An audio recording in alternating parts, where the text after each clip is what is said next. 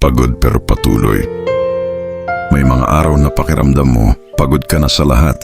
Pagod sa trabaho, pagod sa isip, pagod sa paulit-ulit na responsibilidad. Parang kahit anong gawin mo, walang nakakapansin, walang pumupuri, walang nagsasabing sapat na ang ginagawa mo. Ngunit sa bawat hakbang na pinipili mong magpatuloy, kahit mabagal, kahit tahimik, hindi mo napapansin may maliit na pagbabago na ang nangyayari. Sa iyong paligid, sa iyong ginagalawan, higit sa lahat, sa iyong sarili at sa iyong buong pagkatao. Hindi mo man ramdam ngayon, hindi mo man makita agad ang resulta, tiyak na malayong malayo na ang narating mo kung ikukumpara mo sa dati. At iyon palang isa ng patunay ng isang tagumpay sa hamon ng buhay. Ito ay isang proseso, kaya hindi ka dapat hihinto o kahit na ang sumuko.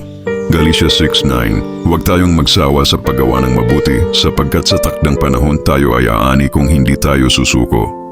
Kaya pakatandaan mo na ang bawat pagod, pawis at pagtitiis ay hindi nasasayang. May tamang oras, panahon at pagkakataon para sa bunga ng bawat pagsusumikap mo. Maaaring tahimik ang laban mo sa ngayon, pero may magandang resulta na sa bandang dulo ang nag-aabang para sa iyo. Huwag basta susuko, lahat ng iyong ginagawa ay may layunin at dahilan. Magpatuloy ka lang,